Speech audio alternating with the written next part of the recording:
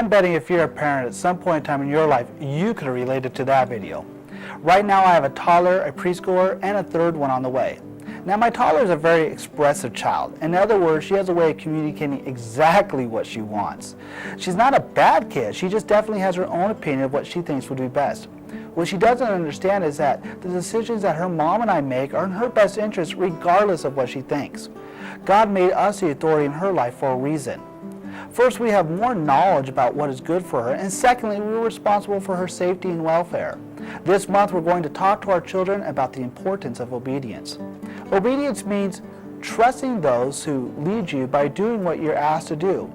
Somewhere along the way, we have to make sure that children that grow up in our church understand why it's important to obey, and that how they obey their leaders reflects what they think about God. Let's talk about what the Bible has to say about obedience. Our memory verse for this month comes from Hebrews 13:17.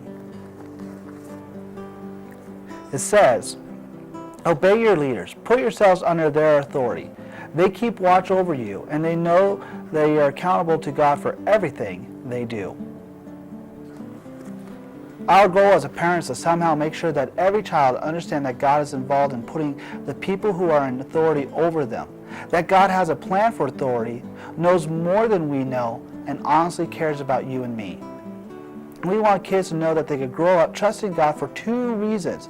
God knows more than they know, and God loves them unconditionally.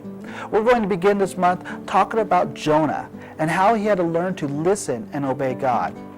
Week 2, we're going to celebrate Mother's Day and help children honor their moms. We want children to grow up understanding that how they treat and obey their parents shows what they think about God, because God put their parents in place. Then the following week, we're going to talk about how the priest named Eli taught Samuel how to listen and respond to God. We want to help our kids to understand how to hear God's voice and how to obey God. We're going to end this month by going all the way to the first act of disobedience, when there was confusion in Adam and Eve's life because they were listening to voices other than God's voice. Sometimes we need to teach children that the reason they should listen to and obey God is because God is God, and He knows more than we know, and He loves us more than anyone else. So why is it important for you as a parent to teach children obedience? To teach children to trust those and lead them by doing what they're asked to do? Well, for at least two reasons. First, we want every child to understand what it means to live under the umbrella of authority and protection when it comes to their safety and their future.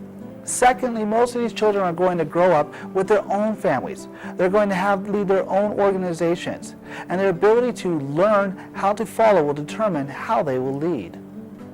You have an opportunity this month to lead your child through the Family Times Virtue Pack, God Time cards, and refrigerator door cards. We encourage you to pick up the God Time card from your child's Sunday small group and bring it home for them to read or read it with them. Also, pick up the refrigerator door card and place it on your refrigerator door to remind you to talk to your child about what they learned on Sunday. Remember, this month we're encouraging you to do one thing. Teach your child to obey by trusting those who lead them and by doing what they're asked to do.